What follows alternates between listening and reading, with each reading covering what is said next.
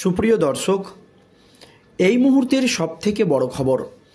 দর্শক, এবার আরজিকর কাণ্ডে ন্যায় এবং দ্রুত বিচার চেয়ে সুপ্রিম কোর্টের প্রধান বিচারপতি DY চন্দ্রচূড়ের কাছে আসছে দেশ বিদেশ থেকে চিঠি। যা নিয়ে গোটা দেশ জুড়ে উঠেছে একেবারে জল্পনা এবং কল্পনা। কেন দেশ এবং বিদেশ থেকে সুপ্রিম কোর্টের প্রধান বিচারপতি DY চন্দ্রচূড়ের কাছে চিঠি আসছে? সেই চিঠিতে কি লিখেছেন বিদেশি নাগরিকরা, আজকের এই প্রতিবেদনে আপনাদেরকে জানাবো। তবে এখানে লাখ টাকার প্রশ্ন হয়ে দাঁড়িয়েছে, এর আগেও কি ভারতবর্ষের কোনো প্রধান বিচারপতির কাছে এই রকম দেশ বিদেশ থেকে চিঠি এসেছে, নাকি এই প্রথম, নাকি এটা নজিরবিহীন ঘটনা? কেন এই চিঠি পাঠানো হচ্ছে সুপ্রিম কোর্টের প্রধান বিচারপতি DY চন্দ্রচূড়কে? এই নিয়ে নানান প্রশ্ন উঠছে রাজনৈতিক মহলে। দর্শক, আপনারা জানেন এর আগে রাজ্য সরকারের বিরুদ্ধে একাধিক মামলায় কঠোর পদক্ষেপ নিয়েছে কলকাতা হাইকোর্টের বিচারপতিরা। ডিএ মামলা থেকে শুরু করে 26,000-এর চাকরি বাতিলের মামলা, গরু পাচার থেকে শুরু করে একাধিক মামলা কিন্তু সুপ্রিম কোর্টে গিয়েছে হাইকোর্ট থেকে। কিন্তু সেই সমস্ত মামলাগুলোই সুপ্রিম কোর্টে গিয়ে পড়েই রয়েছে। দীর্ঘদিন শুনানি হচ্ছে না, তারিখ পে তারিখ।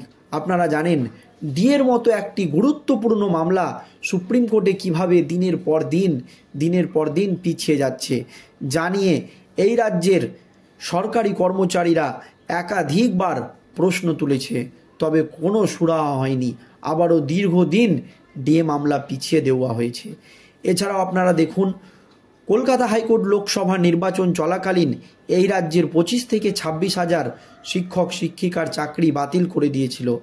কারণ সেই চাকরিতে রয়েছিল প্রচুর গাফেলতি এবং প্রচুর দুর্নীতি, এমনটাই কিন্তু মত ব্যক্ত করেছিলেন কলকাতা হাইকোর্টের বিচারপতিরা।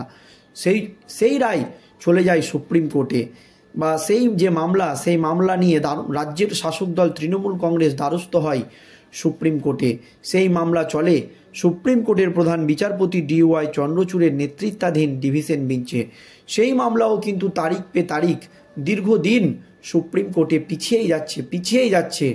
এই রকমই আরজিকরেরও একটি শুনানি কিন্তু সুপ্রিম কোর্টে পিছিয়ে গিয়েছিল। তার পরপরই আন্দোলনরত চিকিৎসক থেকে শুরু করে সাধারণ মানুষ সকলেই হতাশ হয়েছিল যে আরজিকরের মতো একটি এত সেনসিটিভ এবং গুরুত্বপূর্ণ মামলা কিভাবে সুপ্রিম কোর্টে পিছিয়ে যায়। তখন আবার তড়িঘড়ি করে এই মামলার দ্রুত শুনানি করা হয়। তবে সেই শুনানিতে সুপ্রিম কোর্টের যিনি প্রধান বিচারপতি DY চন্দ্রচূড় নির্দেশ দিয়েছিলেন যে জুনিয়র ডাক্তারদেরকে দ্রুত কাজে যোগ দিতে হবে বা তাদেরকে কাজে ফিরতে হবে। তা না হলে রাজ্য সরকার যদি জুনিয়র ডাক্তারদের ওপরে কোনো কঠোর পদক্ষেপ নেয়, সেক্ষেত্রে কিন্তু সুপ্রিম কোর্ট কোনো হস্তক্ষেপ করবে না। এই নির্দেশ কিন্তু সুপ্রিম কোর্টের প্রধান বিচারপতি DY চন্দ্রচূড় দিয়েছিলেন। তার পরপরই আবারও রয়েছে আরজিকর মামলার শুনানি। আর এই আবহে নির্যাতিতার দ্রুত বিচার চেয়ে দেশ বিদেশ থেকে চিঠি আসছে সুপ্রিম কোর্টের প্রধান বিচারপতি DY চন্দ্রচূড়ের কাছে। সেই চিঠিতে কি লেখা হয়েছে দেখুন দর্শক। মঙ্গলবার আরজিকর কাণ্ডে সুপ্রিম কোর্টের শুনানি রয়েছে আবার। তার আগেই একবার প্রধান বিচারপতি DY চন্দ্রচূড়কে খোলা চিঠি লিখলেন গোটা বিশ্বের প্রবাসী ভারতীয় নাগরিক ও সুশীল সমাজ। গোটা বিশ্ব থেকে কিন্তু এবার সুপ্রিম কোর্টের প্রধান বিচারপতি DY চন্দ্রচূড়ের কাছে চিঠি আসছে, জানিয়ে নানান রকম জল্পনা কল্পনা শুরু হয়েছিল গোটা দেশ জুড়ে। শুধু এই ঘটনার ন্যায় বিচার নয়, যৌন হিংসা এবং পুলিশি দমনের বিরুদ্ধে কার্যকারী নির্দেশ দানের দাবি করেছেন তারা। পুলিশ যাতে মানুষকে সঠিক বিচার চায়, মানুষের বিরুদ্ধে কোনো দমন পীড়ন নীতি না চালায়, মানুষকে শুধু হয়রানির শিকার না করেন, কোনো তথ্য প্রমাণ লোপাট না করেন, এর বিরুদ্ধে কার্যকারী নির্দেশের দাবি করেছেন গোটা বিশ্বের সুশীল সমাজ।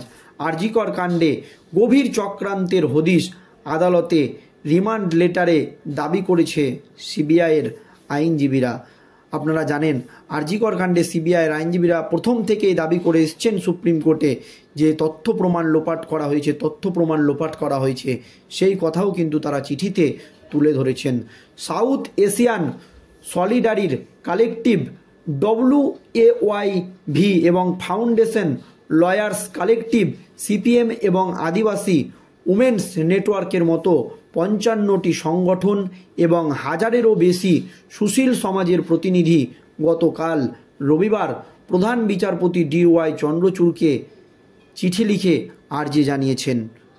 দেখুন দর্শক, প্রায় 55টির বেশি সংগঠন এবং হাজারেরও বেশি সুশীল সমাজের প্রতিনিধি সুপ্রিম কোর্টের প্রধান বিচারপতিকে এই চিঠি লিখে আর্জি জানিয়েছেন, যা কিন্তু নজিরবিহীন। এর আগে ভারতবর্ষের কোনো প্রধান বিচারপতিকে এরকম চিঠি পাঠানো হয়েছে কিনা আমার জানা নেই। দর্শক, আপনাদের জানা থাকলে অবশ্যই কমেন্টে জানাবেন।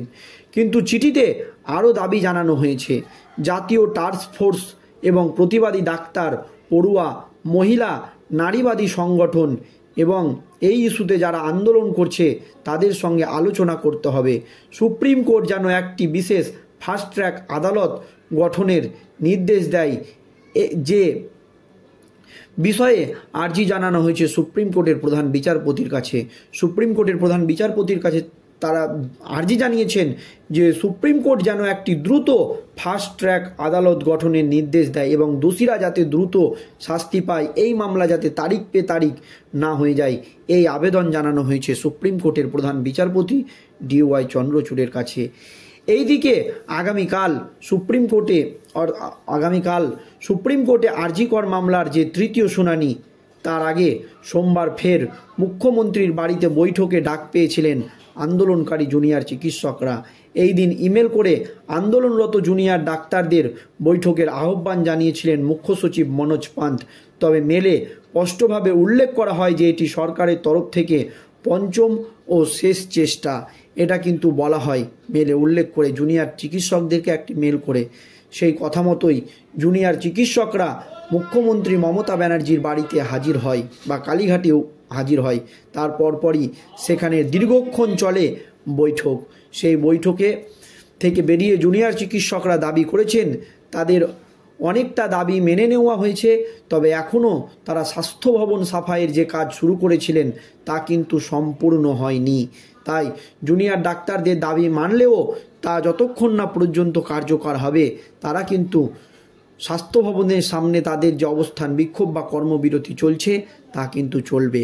আর যখন সুপ্রিম কোর্টের তৃতীয় শুনানি রয়েছে, তখনই সুপ্রিম কোর্টের প্রধান বিচারপতি DY চন্দ্রচূড়কে চিঠি দিলেন গোটা দেশের সুশীল সমাজ এবং একাধিক সংগঠন, যা নজিরবিহীন। দর্শক, এই নিয়ে আপনাদের মতামত অবশ্যই ভিডিওর কমেন্ট বক্সে জানাবেন।